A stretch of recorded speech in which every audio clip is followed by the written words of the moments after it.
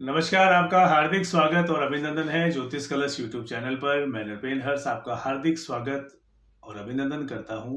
आज हम बात करेंगे राहु और केतु के राशि परिवर्तन के कारण से मकर राशि के जातकों के जीवन पर राहु और केतु क्या शुभत्व की प्राप्ति उन्हें करवाएंगे, साथ साथ कहाँ सावधानी रखने की जरूरत है और कौन से वो उपाय हैं जिन्हें करके आप राहु और केतु के नकारात्मक परिणामों में कुछ राहत पा सकते हैं और सकारात्मक परिणाम जो है उनमें इजाफा कर सकते हैं, वृद्धि कर सकते हैं। तो ज्यादा समय नहीं लेते हुए आपको मूल विषय पे मैं लेके आना चाहूंगा। मकर राशि की अगर मैं बात करूं तो मकर राशि में 18 मई 2025 को राहु और केतु का गोचर होगा, जिसका प्रभाव आगामी 18 महीनों तक जो है मकर राशि के जातकों को देखना होगा। और मकर राशि में राहु का गोचर 18 मई को जो है कुंभ राशि में जो है राहु गोचर करते हुए आपके द्वितीय भाव में जो है गोचर करेंगे। और द्वितीय भाव में गोचर करने के साथ साथ केतु जो है राहु के ठीक सामने रहते हैं, तो केतु आपके अष्टम भाव में सिंह राशि के साथ में गोचर करेंगे। और आपके द्वितीय भाव में राहु का गोचर करना आपके लिए शुभाशुभ फलों की प्राप्ति होगी। कारण कि द्वितीय भाव जो है वो धन का भाव है और राहु जहां बैठते हैं उस भाव से संबंधित फलों को बढ़ा देते हैं, वृद्धि कर देते हैं। तो यहाँ ये कहना अतिशयोक्ति नहीं होगी कि राहु जो है वो आपको आर्थिक उन्नति और धन संबंधित समस्याओं से अब आपको कुछ राहत देने वाले हैं, लाभ की स्थिति में आपको रखने वाले हैं। विशेष रूप से द्वितीय भाव में राहु के आने के कारण से आप अब बुद्धिमत्ता से जो है निर्णय लेंगे और आप अपने बुद्धिमत्ता के कारण से ही जो है लाभ की स्थिति में रहेंगे। राहु यहाँ आपको चतुर और स्मार्ट बनाएंगे। अब पूर्व में जो भी आप कार्य कर रहे थे उसमें कुछ आप परिश्रम कर रहे थे और लिंगर ऑन करने की जो है आदतें आप में थी, लेकिन अब जो आप कार्य करेंगे राहु के इस गोचर के कारण से उसमें कुछ स्मार्टनेस आपकी आएगी। आप स्मार्टनेस तरीके से और शॉर्टकट तरीके से जो है आप कार्य कर सकते हैं, लेकिन आपको सावधानी भी रखनी होगी। अपने बुद्धिमत्ता का प्रयोग करते हुए जो है आप कार्यों को अपने सिद्ध करेंगे और लाभ की स्थिति में रहेंगे। राहु यहाँ आपको जो है विशेष रूप से स्मार्ट बनाएंगे और ब्रेन से जो है आप स्मार्ट तरीके से कार्य अब करेंगे, जिससे आप लाभ की स्थिति में रहेंगे। वहीं अगर मैं साढ़े साथी की बात करूं तो 2025 29 मार्च को आप जो है शनि की साढ़े साथी से मुक्त हो जाएंगे और शनि जो है आपके मीन राशि में जाएंगे और वहीं राहु जो है आपके कुंभ राशि में 18 मई को द्वितीय भाव में गोचर कर रहे हैं। और राहु का आपके धन भाव में आना आपकी आर्थिक और धन की स्थितियों को विशेष रूप से वो मजबूत करेंगे और धन संबंधित समस्याओं से जो है आप परेशान थे पूर्व में, तो उनमें अब आपको कुछ राहत देखने को मिलेगी। विशेष रूप से वो जातक लाभ में रहेंगे जिनका जो कार्य है विशेष रूप से वाणी पर जो है आप प्रभावित होता है या वाणी से आधारित रहता है। यानी कि जो जातक मकर राशि के वो जातक जो वकालत क्षेत्र में है, मीडिया के लाइन में है, सोशल मीडिया में है या किसी पब्लिकेशन हाउस में अगर वो कार्य कर रहे हैं या किसी पब्लिकेशन से वो जुड़े हुए हैं, तो विशेष रूप से लाभ की स्थिति में रहेंगे। पॉलिटिशियन जो भी है, जो भी राजनीति के क्षेत्र में है, तो यहाँ द्वितीय भाव में राहु आपके गोचर करके आपको शुभाशुभ फलों की प्राप्ति के साथ साथ आपको लाभ की स्थिति में तो रखेंगे, साथ साथ आपको मान सम्मान पद प्रतिष्ठा और आपको एक बड़ा फेम देंगे। तो बहुत अच्छी स्थिति जो है मकर राशि के जातकों को इस राहु और केतु के गोचर के कारण से देखने को मिल सकती है और बहुत अच्छा समय है। मैं यह कहना चाहूंगा कि इस समय का आप अच्छी तरह से जो है उपयोग करें और लाभ उठाएं और अपने आत्मविश्वास के साथ और जुनून के साथ, जज्बे के साथ जो है लगे।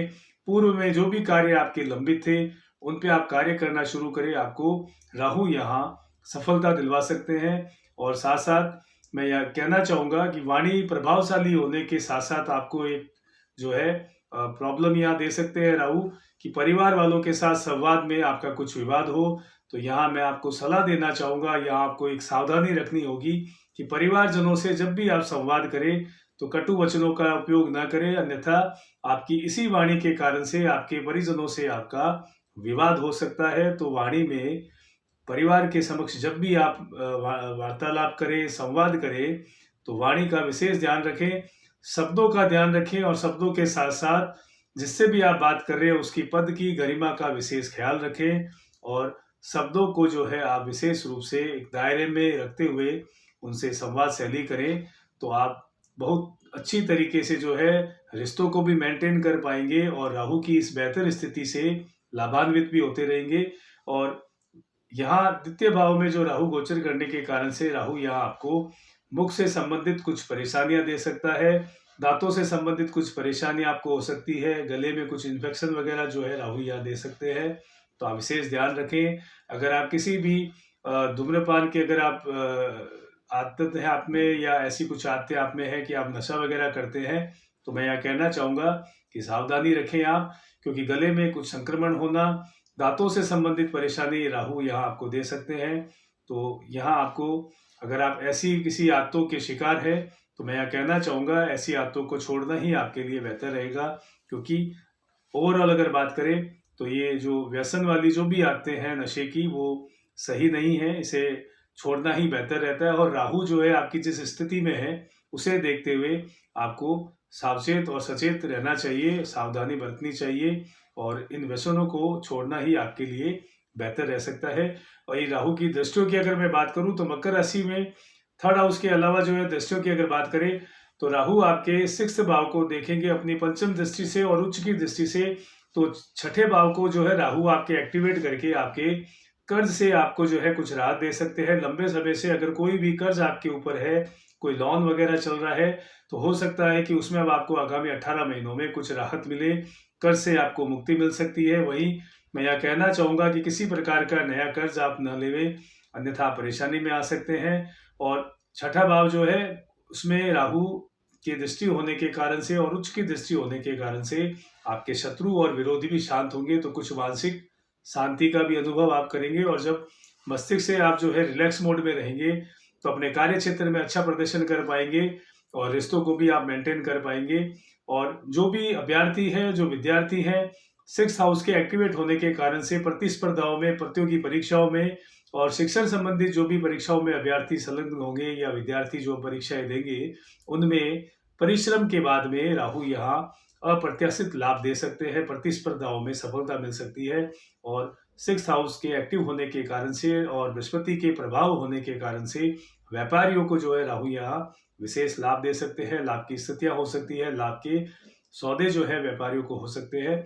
और 8th हाउस को जो है राहु आपकी दृष्टि डाल रहे हैं। 8th हाउस में दृष्टि होने के कारण से 8th हाउस जो है आपका एक्टिवेट होगा और 8th हाउस के एक्टिवेट होने के कारण से अचानक लाभ की स्थितियां होगी, अचानक से धन लाभ की स्थितियां होगी। और साथ साथ यहाँ आपको चोट लगने की भी संभावनाएं जो है राहु बना रहे हैं। तो वाहन आप धीरे चलाएं, क्योंकि 8th हाउस में राहु का प्रभाव होने के कारण से दुर्घटनाओं के योग बन रहे हैं। तो जब भी आप वाहन चलाएं तो सिर्फ आप वाहन चलाएं, अपना दिमाग ना चलाएं और इकोनॉमिकली स्पीड पर वाहन चलाना आपके लिए लाभकारी रह सकता है। वहीं 10th भाव को जो है राहु दृष्टि डालकर एक्टिवेट कर रहे हैं, 10th भाव को भी राहु सपोर्ट करेंगे और 10th भाव के सपोर्ट होने के कारण से नौकरी में पद मिलना, प्रमोशन होना या नौकरी का बदल कर आपका बेहतर नौकरी जो है आपको मिलना, पद प्रतिष्ठा मिलना और आपको कार्य क्षेत्र में, व्यापार में फेम मिलना, ये राहु जो है आपके 10th भाव को एक्टिव करके आपको दे सकते हैं। ऐसी स्थितियां बन रही है। वहीं वो जातक जो जिनकी महत्वाकांक्षाएं अपने जन्म स्थान को छोड़कर बाहर सेटल होने की है, विदेश में सेटल होने की है, तो ऐसे योग जो है दशमेश राहु जो है आपके बना रहे हैं एक्टिव करके 10th भाव को।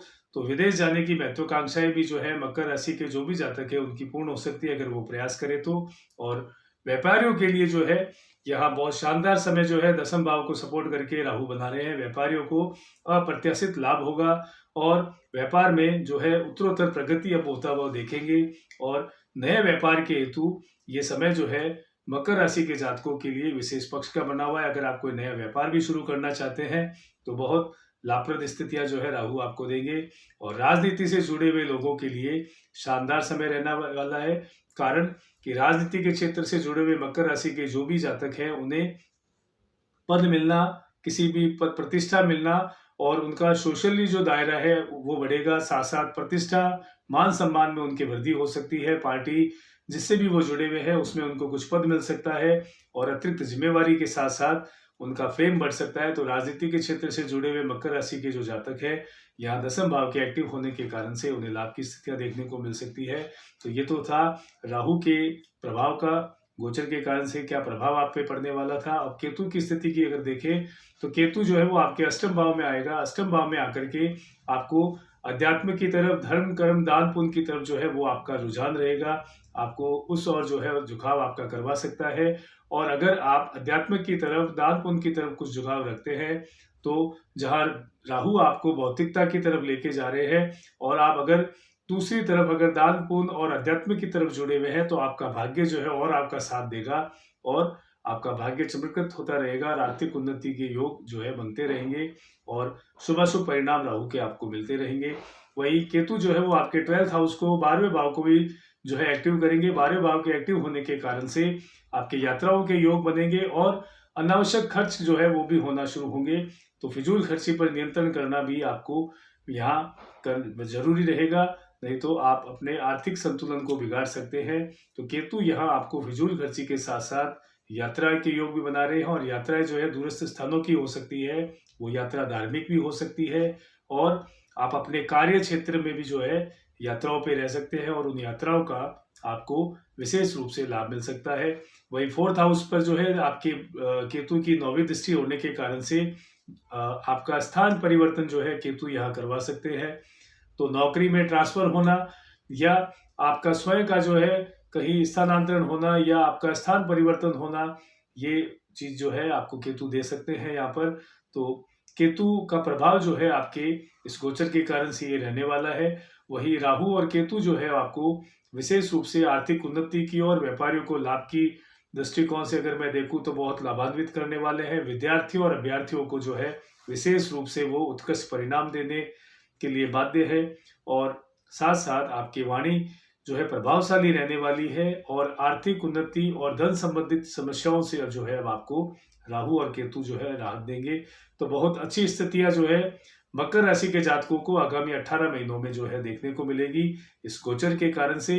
अगर मैं उपायों की बात करूं तो आपको नियमित रूप से जो है शिवलिंग पर कच्चा दूध और जल जो है अर्पण करना लाभ की स्थिति में रख सकता है। वहीं आप भैरव मंदिर में जो है रविवार के दिन तेल और सिंदूर का दान करें, आप लाभ की स्थिति में रहेंगे। और कुत्तों की सेवा करना नियमित रूप से आपके लिए लाभप्रद रह सकता है।